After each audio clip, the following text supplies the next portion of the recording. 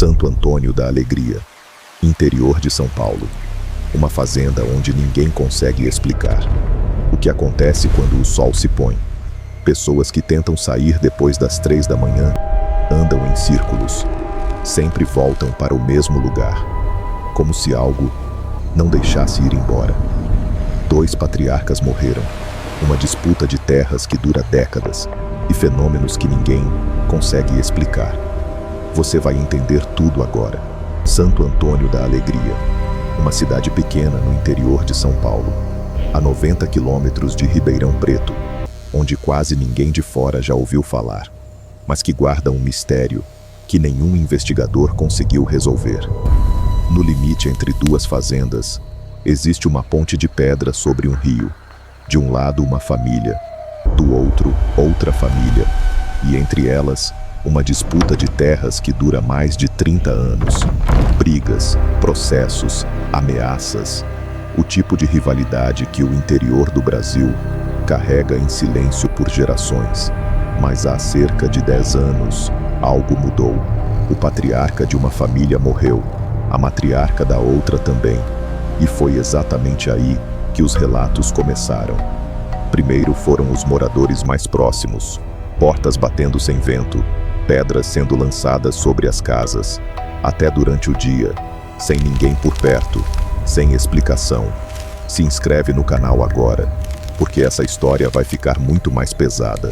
O investigador paranormal Matheus Moraes começou a investigar as fazendas há 2 anos. Ele usava equipamentos especializados, medidores eletromagnéticos, câmeras de visão noturna, termômetros de precisão.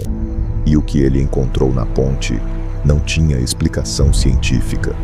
Mudanças bruscas de temperatura, picos nos medidores eletromagnéticos, orbes visíveis nas madrugadas, aparições que os equipamentos captavam, mas que os olhos não conseguiam ver. Ele próprio relatou sentir o ar pesado, tontura, perda de energia, como se algo estivesse sugando a força de quem se aproximasse da ponte. Mas o relato mais perturbador não foi dele, foi de um morador local, que numa noite tentou atravessar a propriedade depois das 3 da manhã e não conseguia sair. Andava, andava, andava e sempre voltava para o mesmo ponto, como se o campo estivesse dobrando sobre si mesmo. Ele ficou preso por horas, até o sol nascer, e quando a luz do dia chegou, o caminho estava lá. Simples, direto, normal, como sempre esteve. Deixa o like agora, porque o que o investigador descobriu depois, sobre o que está debaixo daquelas terras, vai te deixar sem dormir. Matheus Moraes passou meses investigando, e quanto mais ele investigava, mais uma coisa ficava clara.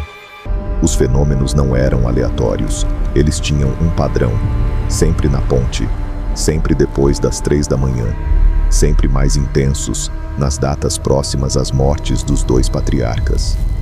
Ele consultou médiuns, pessoas que trabalham com energias de locais, e todos chegaram na mesma conclusão. Debaixo daquelas terras, há muita coisa ruim, almas que ainda se sentem donas do território, que resistem, que não aceitam dividir, nem mesmo depois da morte. A disputa de terras continuou além da vida. O que começou como uma briga por hectares virou uma guerra entre mundos. E a ponte é o campo de batalha. Moradores próximos relatam que à noite ouvem vozes na direção do rio. Não conseguem distinguir as palavras, mas o tom é inconfundível. Raiva.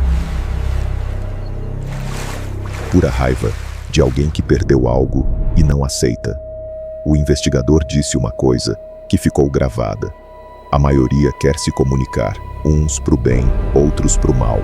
Ali é pesado, tem muita coisa ruim debaixo daquelas terras. Santo Antônio da Alegria existe até hoje.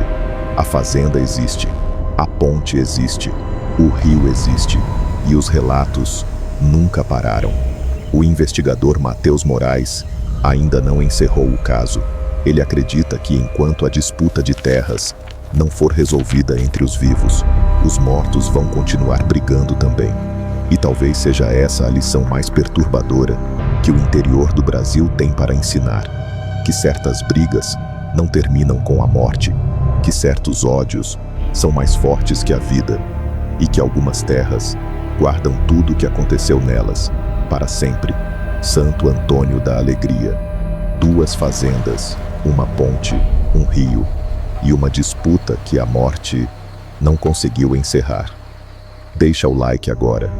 Isso ajuda o canal a continuar trazendo histórias como essa.